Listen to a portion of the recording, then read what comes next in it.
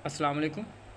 पाकिस्तान जीत गया है अल्हम्दुलिल्लाह। We have won the first ODI against South Africa और ये कोई छोटी बात नहीं, इट्स अ गुड थिंग। जैसे भी जीते हैं, रो रो के जीते हैं, मर मर के जीते हैं, but we have won the match.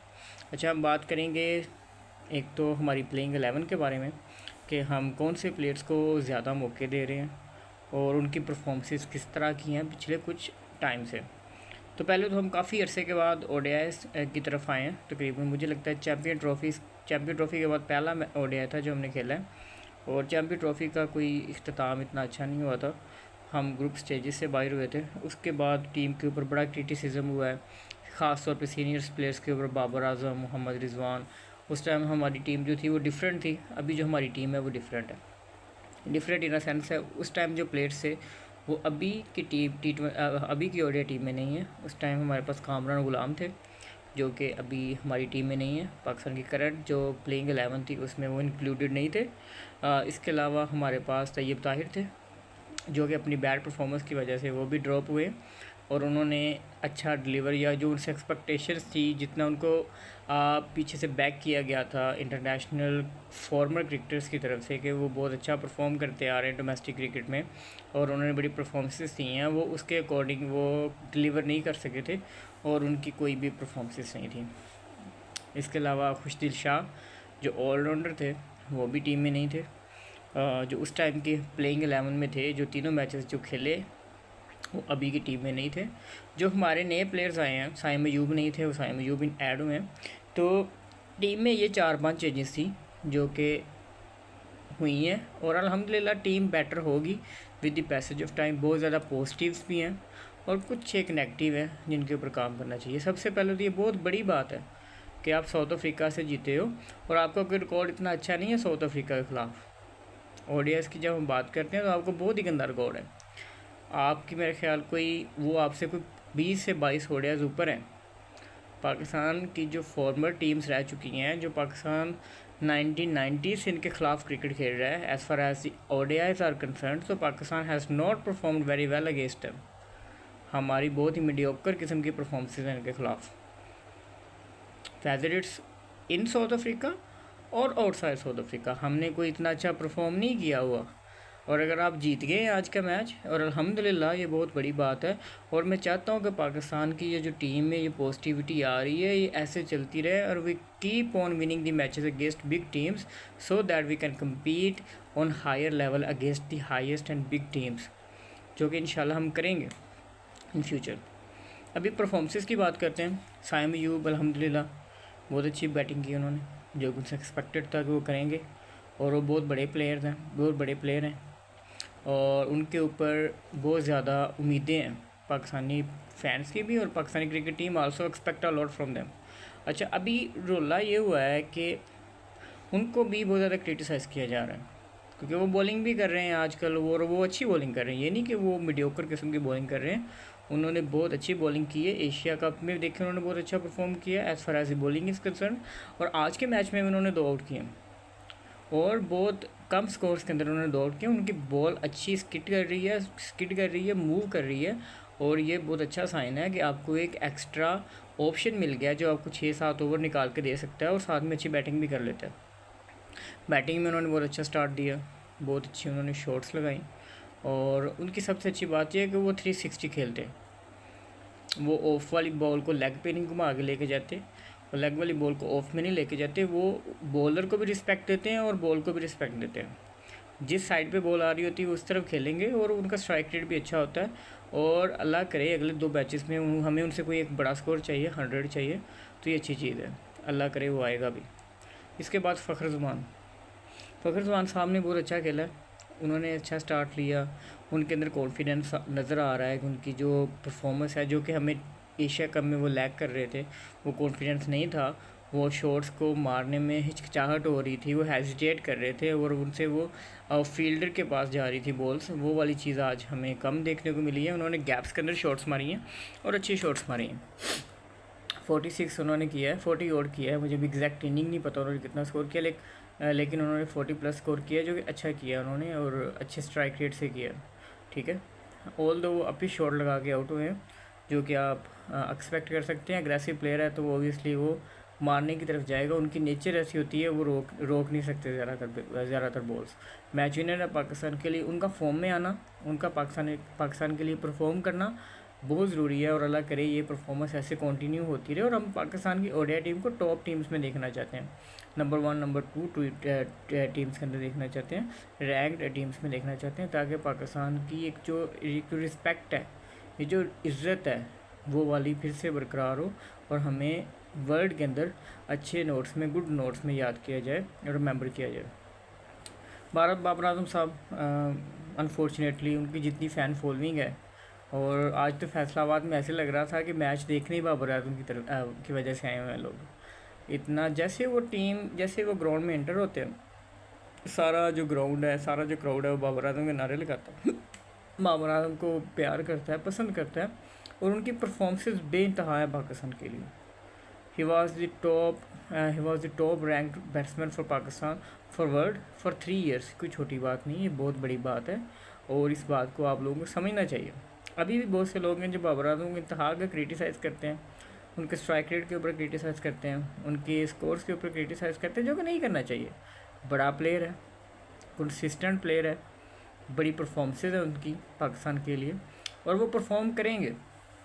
अभी उनको टाइम दें, अभी उनको इनिंग्स दें, सो आपको वो बाबर आजम पहले वाला नजर आएगा, जो कंसिस्टेंट होगा और मैच विनर होगा। और इंशाल्लाह ताला हम इनसे एक्सपेक्ट कर रहे हैं, और हम एक्सपेक्ट करते रहेंगे भी, कि ये कोई अच्छी इनिंग्स हमें अगले 2 मैचेस में खेल के देंगे, कोई 100 मारेंगे, और पाकिस्तान के लिए कुछ अच्छा पॉजिटिव साइन है, क्योंकि इनका परफॉर्म करना बहुत ही इंपॉर्टेंट है।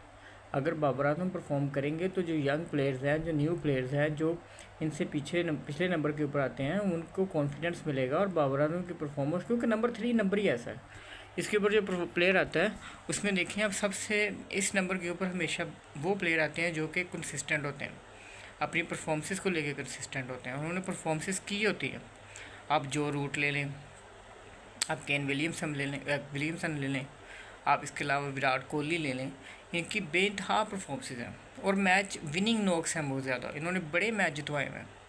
ठीक है, ये वाली चीज़ हम बाबर आजम से भी एक्सपेक्ट करते हैं, और इंशाल्लाह ताला आपको ये वाली चीज़ देखने को मिलेगी भी, कि बाबर आजम भी आपको इन फ्यूचर बड़े टूर्नामेंट जितवाएंगे। इनके ऊपर थोड़ा सा भरोसा रखें, और पीसीबी से भी ये मैं रिक्वेस्ट करता हूँ कि पॉलिटिक्स से इनको दूर रखें, इनको अपनी बैटिंग के ऊपर फोकस करने दें, और इनको मौके दें, जितने हम मौके दे सकते उतने मौके दें, आपको ये परफॉर्मेंस करके देंगे।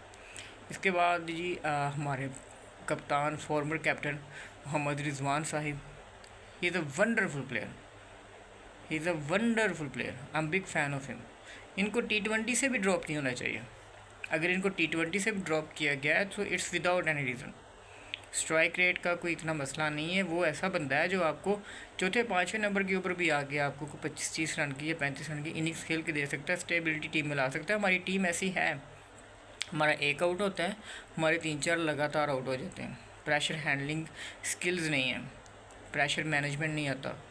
ठीक है, तो इस तरह का प्लेयर इस सिचुएशन में बहुत ज़रूरी होता है, जो कि टीम को उस टाइम के अंदर 1 2 3 सिंगल डबल कर करके बीच में एक आधी बाउंड्री लगा के आपकी टीम का जो बैलेंस को बरकरार रखे, और जो विकेट्स का जो फ्लो होता है उसको रोके। तो T20 में भी इसके लेवल का ना तो कोई विकेट कीपर बैट्समैन है। आपने मोहम्मद हारिस को मौका दिया, he disappointed us in the entire Asia Cup, in back in from New Zealand series. उसने कोई अच्छी परफॉर्मेंसेस नहीं दी, कुछ भी नहीं किया। उनकी जो बैटिंग टेक्निक है वो बिल्कुल मीडियोकर हो गई है। उनकी जो कलाइयाँ हैं उनमें जान नहीं है, उनसे छक्का नहीं लगता। वो बॉल उठाते हैं, वो ग्राउंड से बाहर नहीं जाती, वो ग्राउंड के अंदर ही रह जाती है। उनको अपनी इन चीज़ों के ऊपर बहुत काम करने की ज़रूरत है, और मोहम्मद रिजवान के लेवल का विकेट कीपर बैट्समैन आपके पास नहीं है अभी। ये चीज़ आप लोगों को अंडरस्टैंड करनी पड़ेगी, पीसीबी को ये चीज़ कंसीडर करनी पड़ेगी। आप मोहम्मद रिजवान को टीम से नहीं निकाल सकते, चाहे वो T20 हो, ODI हो, या फिर टेस्ट क्रिकेट हो। अच्छा, उनकी इनिंग्स के ऊपर आते हैं। उन्होंने उस टाइम पे टीम को अच्छी इनिंग्स खेल के दी जब पाकिस्तान टीम को उनकी उस इनिंग्स की रिक्वायरमेंट थी।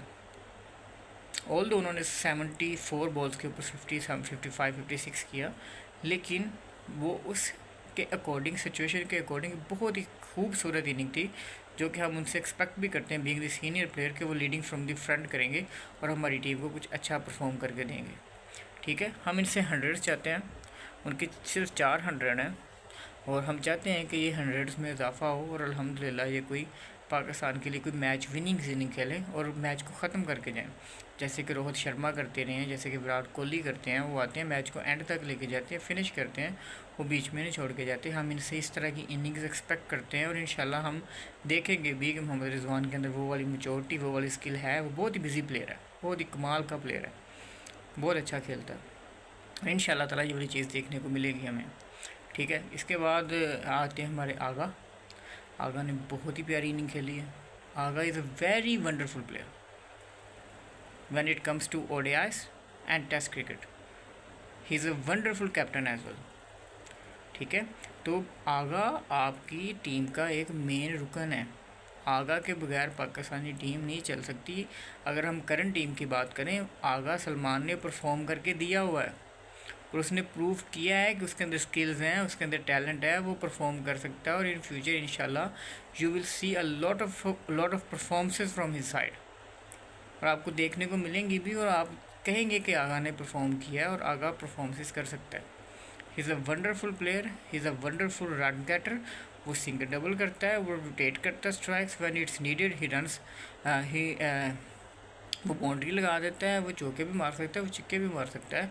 So is a wonderful player for ODIs। उनकी इनिंग्स बहुत अच्छी थी। हाँ, एक चीज़ का दुख है, he couldn't finish the match. इनको चाहिए था वो एंड तक लेके जाते और मैच को जितवाते, ठीक है। अभी देखें हमारी टीम का ये जो एक इशू आ रहा है वो ये आ रहा है कि हम एक आउट होते हैं, हमसे प्रेशर हैंडल नहीं होता, हम 3-4 पिछले और आउट हो जाते हैं। जो इधर फ़ैन होते हैं वो भी ये दुआ कर रहे होते हैं या अल्लाह पाक आउट ना हो, क्योंकि एक आउट होगा तो पिछली लाइन लग जाएगी। प्रेशर हैंडलिंग स्किल्स नहीं है, इसके ऊपर काम करना पड़ेगा। PCB को भी काम करना पड़ेगा और इनको बैठाना पड़ेगा प्लेयर्स को, इनको फ्री हैंड देना पड़ेगा, इनको बताना पड़ेगा कि भाईजान आपने मैच फिनिश करके आना है। आप इस शॉट्स खेलते हैं, ऐसे शॉट्स खेलते हैं जो कि सिचुएशन के अकॉर्डिंग नहीं खेलनी चाहिए। आप उसके बाद हसन नवाज़ की बात एग्जांपल ले लें, 20 बॉल में 20 स्कोर चाहिए। हसन नवाज़ साहब ने क्या किया, बाहर निकल के एक फैंसी शॉट खेल रहे हैं। आपको क्या ज़रूरत है फैंसी शॉट खेलने की? आप सिंगल लें, आप डबल लें, आपको 20 बॉलों पे 20 चाहिए आपको। भैया आप आराम से जीत रहे हो मैच, आपको मैच को इतना ज़्यादा कॉम्प्लिकेटेड करने की ज़रूरत क्या है? आप इजीली मैच को क्यों नहीं जीतते हो? आप बाहर निकल के फैंसी शॉट लगा रहे हो, स्टंप आउट हो रहे हो। और ये पहली दफ़ा नहीं हुआ, इनको तकरीबन इनकी कोई 15 से 20 सीरीज़ निकालने, इन्होंने कोई परफॉर्मेंस नहीं दी कि 6-7 की एवरेज है इनकी। और इनको इस चीज़ के ऊपर काम करना पड़ेगा। आपको अगर इतने मौके मिल रहे हैं तो इसके पीछे कोई रीज़न है। आपकी 2-3 इनिंग्स बहुत अच्छी हैं, आपने 100 लगाए हुए पाकिस्तान के लिए। सो आपको इतने मौके दे रहे हैं क्योंकि आपके अंदर कोई टैलेंट नज़र आ रहा है। लेकिन आप इस तरह की अगर गलतियां बार बार करते रहेंगे तो लाइन लगी हुई है प्लेयर्स की, आपकी जगह लेने के लिए बड़े बंदे खड़े हैं और आपकी जगह छिन जाएगी। इनको ये वाली चीज़ समझानी चाहिए और इनको खुद भी समझनी चाहिए कि मैंने पाकिस्तान के लिए परफॉर्म करना है। ये कोई क्लब क्रिकेट नहीं हो रही, this is the Pakistan cricket team. और इधर आपको परफॉर्मेंस की बेस के ऊपर ही टिकना पड़ेगा। अगर आप परफॉर्म नहीं करेंगे तो बड़े बड़े आए और बड़े बड़े गए। बाबर आजम जैसा बंदा ड्रॉप हो सकता है तो आप तो कुछ भी नहीं है, ठीक है। और उसके बाद वो गए हैं, ख्वाजा आउट हुआ है।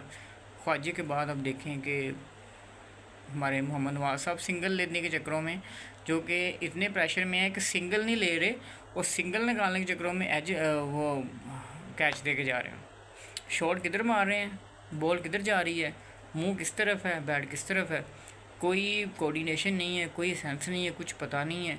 एक ऑफ वाली बॉल को लेग के ऊपर धकेल रहे हैं, वो कैच हो रहा है, एज लग रहा है कैच हो रहा है। तो इतना प्रेशर है कि 2 रन नहीं बन रहे हैं। और उस मैच को, सिंपल सा मैच है, सिंपल से रिक्वायर रेट है, 6 का रिक्वायर रेट है, आपसे वो स्कोर नहीं हो रहा। आपने 20 बॉलों के 20 स्कोर्स को आपने ऐसे शो करा दिया, ऐसे कर दिया जैसे 20 बॉलों पे 70 स्कोर चाहिए और आप लोग इतना प्रेशर में आए हुए हो।